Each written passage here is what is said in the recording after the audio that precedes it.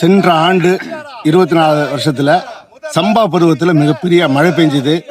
அதை நாங்கள் அரசனுடைய கவனத்துக்கு எடுத்துட்டு போனோம். உடனடியாக முதலமைச்சர் கவனத்தில் எடுத்து எங்களுக்கு பரிந்துரையின் பேரில் நாங்கள் சொன்ன அடிப்படையில் கலாய்வு பண்ணாங்க. வேளாண்மை துறையும் வருவாய்த்துறையும் கலாய்வு பண்ணாங்க. உடனடியாக முதலமைச்சர் ஏற்றுக்கிட்டு 179 கோடி ரூபா நிவாரணமா அறிவிக்கிற அப்படின்னு சொன்னாரு. அந்த பணத்தையும் விடுவிச்சிருக்கதா சொல்றாங்க. முதல் கட்டமா 99 கோடி ரூபா விடுவிச்சதா சொல்றாங்க. இப்ப என்ன எதுக்காக இந்த கருப்பு கொடி ஏந்தி ஆர்ப்பாட்டம் பண்றோம்னு சொன்னா, நாகை மாவட்டத்தில் இருக்கிற விவசாயிகள் என்ன பாவம் பண்ணாங்க, இது முதலமைச்சருடைய கவனத்துக்கு போகணும்.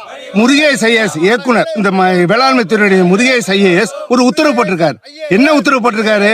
ஒட்டுமொத்தமா நாங்க ஒரு விவசாயி பாதிப்பு வேளாண்மை துறையும் சொல்லிச்சு, அதே மாதிரி வருவாய்த்துறையும் சொல்லிட்டு முதலமைச்சர் ஏத்துக்கிட்டாரு, நீயும் கொடுத்துறாரு. இவரு கையில கடிச்சு நாங்க வயிற்றுக்கு போற வேண்டிய அந்த பணத்தை புடுங்கிட்டு ஒட்டு மொத்தமா நாங்க நெல்லு போட்ட கணக்க பார்த்துட்டு தான் பணம் ஏத்துவேன்னு சொல்லி ஒரு உத்தரவு போட்டு எங்களை ஒட்டு மொத்தமா சாவடிச்சிட்டாரு. விடமாட்டோம். முருகேஷ் ஐஏஎஸ் அவர்களே, உங்களை நாங்க விடமாட்டோம். இங்க அல்ல, இந்த கிராமத்துல கருப்பு கொடி காட்டுறோம் நீங்க நினைக்கிறீங்க.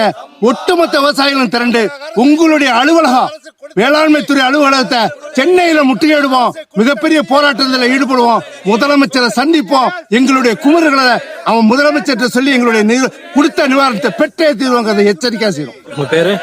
தமிழக காவிரி விவசாய சங்கத்தினுடைய மாநில அமைப்பு செயலாளர் ஸ்ரீதர்.